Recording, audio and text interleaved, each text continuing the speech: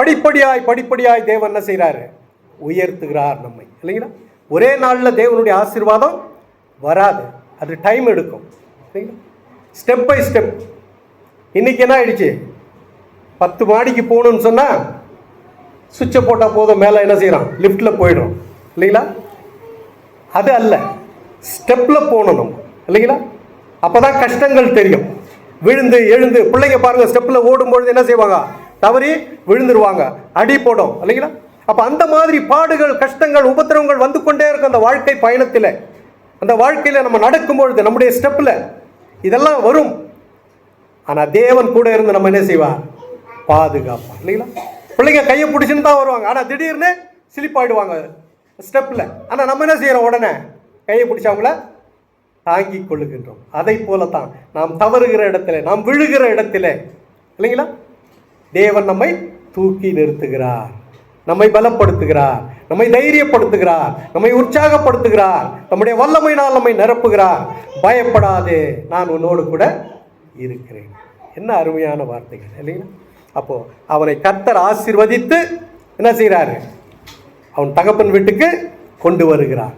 அவன் தகப்பன் வீட்டில் ஏற்கனவே அவனுக்கு நிறைய இருந்தது ஆஸ்திகள், ஆனால் அதெல்லாம் என்ன செய்ய முடியல, அவனால் அனுபவிக்க முடியல. தன் சகோதரனுக்கு பயந்து ஓடி போகிறான், வெறும் கையாய், இல்லைங்களா? வெறுமையாய் போகிறான், ஒன்றுமே இல்லை. ஆனால் கர்த்தரை நம்பினான், கர்த்தரிடத்தில் ஜெபித்தான், ஆண்டவர் அவனோடு கூட இருந்தார், அவனை ஆசீர்வதித்தார், உயர்த்தினார். அதே போலதான் இன்றைக்கு நீங்களும் கர்த்தருடைய சமூகத்தில் உங்களை முழுமையாய் ஒப்பு கொடுத்து, ஆண்டவரே என்னை ஆசீர்வதியும், என் மனைவி ஆசீர்வதியும், என் பிள்ளைகளை ஆசீர்வதியும், எங்கள் பேரப்பிள்ளைகளை ஆசீர்வதியும், எங்கள் சந்ததியை ஆசீர்வதியும் என்று ஒவ்வொரு நாளும் நீங்கள் கண்ணீரோடு கூட ஆண்டவருடைய சமூகத்தில் ஜெபிக்க வேண்டும். தேவரீர், நீர் எங்களோடு இருக்க வேண்டும், எங்கள் பிள்ளைகளோடு இருக்க வேண்டும், எங்கள் பேர பிள்ளைகளோடு இருக்க வேண்டும், எங்கள் சந்ததியோடு இருக்க வேண்டும், எங்கள் தலைமுறைகளோடு இருக்க வேண்டும் என்று சொல்லி நீங்கள் இன்னைக்கு ஜெபிக்க ஜெபிக்க கர்த்தர் உங்களை தலைமுறையாய் ஆசீர்வதிப்பார். ஆமென். சந்ததி சந்ததியாய் உங்களை ஆசீர்வதித்து பெருக பண்ணுவார். அதான் சொன்னார் ஆண்டவர். யாருக்கு? ஆபிரகாமுக்கு. நீ எனக்கு பயந்து நடக்கும் பொழுது, என் கட்டளைகளை கை கொண்டு நடக்கும் பொழுது 1000 தலைமுறை வரைக்கும் உங்களுக்கு நான் இரக்கம் செய்கிற தேவனாய் இருக்கிறேன். அல்லேலூயா. நீங்க உண்மையாய் ஆண்டவரை தேடும் பொழுது, நீங்க உண்மையாய் ஆண்டவரிடத்தில் முழங்கால் படிட்டு ஜெபிக்கும் பொழுது, விசுவாசத்தோடு உங்களுடைய பயணத்தை நீங்கள் தொடர்ந்து நடத்தும் பொழுது, உங்கள் வாழ்க்கையில் உங்களை மட்டுமல்ல, உங்கள் பிள்ளைகளை மட்டுமல்ல, உங்கள் பேர பிள்ளைகளை மட்டுமல்ல, சந்ததி சந்ததியாய் 1000 தலைமுறை வரைக்கும் உங்களை ஆசீர்வதிப்பார். இதை நம்ம பிள்ளைகளுக்கு சொல்லிக் கொடுக்கணும், இல்லைங்களா? அப்போ அவங்க ஜெபிக்க ஆரம்பிக்கணும், அவங்க அவங்களுடைய பிள்ளைகளுக்கு சொல்லிக் கொடுப்பார்கள், இல்லை? அப்படியே சந்ததி சந்தையா அவர்கள் ஜெபிக்க ஜெபிக்க ஜெபிக்க ஆண்டவர் அப்படியே அந்த சந்ததிகளை ஆசீர்வதித்துக் கொண்டே போகிறார். இதுதான் 1000 தலைமுறை வரைக்கும் தேவன் நம்மை ஆசீர்வதிக்கிறது. அந்த காலத்திலலாம் நாங்கள் ஊழியத்துக்கு போகும்பொழுது வசதிகள் கிடையாது, சைக்கிளில் தான் போவோம் ஊழியத்துக்கு. ஒரு நாள் எங்கேயோ ஒரு இடத்துக்கு போயிட்டு இருக்கிறேன், ஒரு இடத்துல, அதாவது அந்த பக்கம் லிங்கராஜபுரம் பக்கம் போயிட்டு நான் திரும்ப வீட்டுக்கு வந்து, நான் கோரமங்கலாவில் அந்த காலத்தில் இருந்தேன். அப்போது நான் ஊழியத்துக்கு போய்விட்டு வீட்டுக்கு வந்து கொண்டிருக்கிறேன்.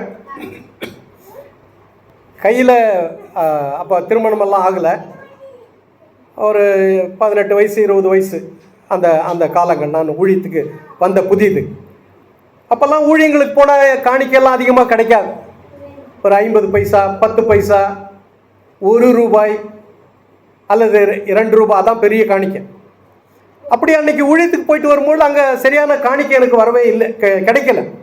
நான் சைக்கிளில் ஆண்டவரோடு பேசிட்டு வரேன். என்ன ஆண்டவரே, ஒரு டீ குடிக்க கூட இன்னைக்கு எனக்கு காசு இல்லையப்பா அப்படின்னு சொல்லிட்டு நான் அப்படியே கொஞ்சம் மனவேதனையோடு கூட ஆண்டவர்கிட்ட அப்படியே பேசிக்கொண்டே வந்து கொண்டிருக்கிறேன். சைக்கிளில் நான் வந்துட்டு இருக்கும்போது என்னை கிராஸ் பண்ணி ஒரு பாஸ்டர் போயிருக்கிறார். அவர் பேர் வெஸ்லி துரைராஜ். அவர் தான் அந்த சின்ன வயசில் அவருடைய சபையில் என்னை அதிகமாய் பயன்படுத்தினவர். நான் ஆண்டவர்கிட்ட கேட்பேன், ஆண்டவரே எழும்பி பிரகாசின்னு ஒரு வார்த்தையை ஆண்டவர் எனக்கு சொன்னார். நான் எப்படிப்பா பிரகாசிக்கிறது இல்லையா? இப்போ லைட்டு போடணும்னா என்ன செய்யணும்? யாருன்னா போய் சுவிட்சு போடணும். அந்த சுவிட்சை ஆன் பண்ணாதான் என்ன செய்யும்? வெளிச்சம் வரும். நீர் என்னை எழும்பி பிரகாசி, உன் வெளிச்சம் வந்ததுன்னு சொல்லிட்டு, ஆனால் எங்கே வந்துச்சு வெளிச்சம்? யாரா விளக்கு ஏற்றணும் இல்லையா? அப்போ அப்படி நான் கேட்ட நேரத்தில் ஆண்டவர் என்ன செய்தார்? அந்த வெஸ்லி பாஸ்டர் ஐயாவை எனக்கு அறிமுகப்படுத்தி அவருடைய சபையில் தான் நிறைய தடவை என்னை பிரசங்கம் பண்ணுவதற்கு அவர் கூப்பிடுவார். அப்போ அந்த மாதிரி போகிற நேரத்தில் அந்த 18 வயசு 20 வயசு பிள்ளையா இருந்த பொழுது அவர் என்ன செய்வார்? ஒரு வார்த்தை சொல்லுவார். இப்பொழுது நம் மத்தியில் வந்திருக்கிற சேகர் ஐயா அவர்கள் ஆண்டவருடைய செய்தியை நமக்கு கொடுப்பார்கள். நான் ஒரு சின்ன பையன், அவர் என்ன சொல்லுவார்? சேகர் ஐயான்னுவார். அவங்க சபையில் பெரிய பெரிய வயசானவங்கெல்லாம் இருப்பாங்க. 80 வயசு 70 வயது உள்ள பெரிய வயதானவர்கள் எல்லாம் இருப்பாங்க. சர்ச்சு முடிஞ்ச உடனே அவங்க எல்லாம் வந்து என்ன செய்வாங்க? ஐயா ஸ்தோத்திரம் ஐயான்னுவாங்க. எனக்கு அப்படியே ஷாக் ஆகிடும். என்னடா இது, இவ்வளோ பெரியவங்க வந்து நம்ம வந்து ஐயான்னு கூப்பிடுறாங்களே அப்படின்னு சொல்லிட்டு. அது ஒரு காலம் இல்லைங்களா? அப்போ ஏன்னா ஊழியக்காரர்களே அவங்க சின்னவங்களா இருந்தாலும் பெரியவங்களா இருந்தாலும் கனப்படுத்துகிற ஒரு காலம் இருந்தது இல்லைங்களா? இன்னைக்கு பாஸ்டரை பார்த்தா என்ன சொல்கிறான்? அவர் வயசான பாஸ்டராக இருக்கட்டும், ஒரு வாலிபான பாஸ்டராக இருக்கட்டும், என்ன சொல்கிறான்? ஹலோ அங்கிள், ஹலோ பாஸ்டர் அப்படி சொல்லிட்டு போயிடும் இல்லைங்களா? ஆனால் அந்த காலத்தில் அப்படி இல்லை. 2 கை எடுத்து கும்பிடுவாங்க. ஐயா சேகர் ஐயா, ஸ்தோத்திர ஐயா, வயசானவங்க இல்லைங்களா? அதுதான் தேவன் தம்முடைய பிள்ளைகளுக்கு கொடுக்கிற கனம். ஒருவன் எனக்கு ஊழியம் செய்தால் பிதாவானவர் அவனை கனம் பண்ணுவார். அல்லேலூயா. அப்போ அந்த மாதிரி அவர் என்ன அதிகமாக என்ன செய்வார்? சபையில் என்ன அவர் தான் சுவிட்ச் போட்டவர் எனக்குள்ள வெளிச்சம் வர்றதுக்கு இல்லைங்களா? அப்போ அந்த மாதிரி எங்கெங்கே கூட்டம் நடத்துகிறாரோ அங்கெல்லாம் என்னை கொண்டு போவார். அங்கெல்லாம் என்னை பாட்டு பாட வைப்பார், பிரசங்கம் பண்ண வைப்பார். அப்படியாக என்னை உற்சாகப்படுத்தினார். அப்போ அந்த பாஸ்டர் அந்த நாளில் என்ன செய்கிறார்? நான் சைக்கிளில் போய்கொண்டு இருக்கிறேன். இப்படி எனக்கு எதிரில் அவர் முன்னால் போயிருக்கிறாரு. என்னை பார்த்த உடனே அவர் ஸ்கூட்டரில் போனார். அந்த ஸ்கூட்டரை திருப்பி கொண்டு வந்திருக்கார். வந்துட்டு என்கிட்ட, ஐயா சேகர் ஐயா எங்கேயா போயிட்டு வரீங்க? ஐயா இந்த மாதிரி ஒரு ப்ரேயருக்கு போயிட்டு வரேன். சும்மா ஜஸ்ட் நல்லா இருக்கீங்களா? நல்லா இருக்கிறேன். உடனே என்ன செய்தார்? ஸ்கூட்டர்லேருந்து இறங்கக்கூட இல்லை, ஸ்கூட்டரில் அப்படியே நிற்கிறாரு. நான் சைக்கிளில் அப்படியே நிற்கிறேன். என்ன செய்தார்? பாக்கெட்லேருந்து அவர் பாக்கெட்லேருந்து ஒரு 10 ரூபாய் எடுத்து என் பாக்கெட்டில் போட்டார். அப்படி உள்ளே போட்டுட்டு சரி போயிட்டு வாங்க அப்படின்னு சொல்லிட்டு போயினே இருக்கிறார் இல்லைங்களா? அன்னைக்கு எனக்கு டீ குடிக்க கூட ஒரு பைசா இல்லை கையில் இல்லைங்களா? அப்படி ஒன்றுமில்லாத நேரத்தில் அவர் என்ன செய்தார்? அந்த 10 ரூபாய் என் பாக்கெட்டில் போட்டது எனக்கு ஒரு 10 லட்சத்தை பாக்கெட்டில் வச்ச மாதிரி இருக்கும். அல்லேலூயா. பாருங்க, அன்னைக்கு ஒருவேளை என் பாக்கெட்டில் ஒரு 20 ரூபாயா அல்லது ஒரு 50 ரூபாயா இருந்திருந்தா அவர் கொடுத்த 10 ரூபாய் எனக்கு பெருசா தெரிஞ்சிருக்காது இல்லைங்களா? ஏன் ஆல்ரெடி என்கிட்ட என்ன இருக்குது? 20 ரூபாய் இருக்குது, இல்லை 50 ரூபாய் இருக்குது. அதனால அந்த பெரிய 10 ரூபாய் எனக்கு பெரிய விஷயமாக தெரிந்திருக்காது. ஆனால் என்னை ஒன்றுமில்லாத சூழ்நிலையில என்னை வெறுமையாக்கி அங்கதான் ஆண்டவர் ஒரு பெரிய அதிசயத்தை செய்கிறார். அல்லேலூயா. அன்னைக்கு 10 ரூபாய் என்பது பெரிய காரியம், பெரிய பணம். அப்படி ஆண்டவருடைய அதிசயங்கள் அப்பதான் நம்ம உணர முடியும். நம்மை ஒன்றுமில்லாமல் செய்துதான் ஆண்டவர் நம்மை ஆசீர்வதிக்க ஆரம்பிக்கின்றார். எல்லாம் இருப்பாங்க வீட்டில், ஆனாலும் நம்ம ஒரு மாதிரி மனசுக்குள்ள தனிமையான ஒரு உணர்வு.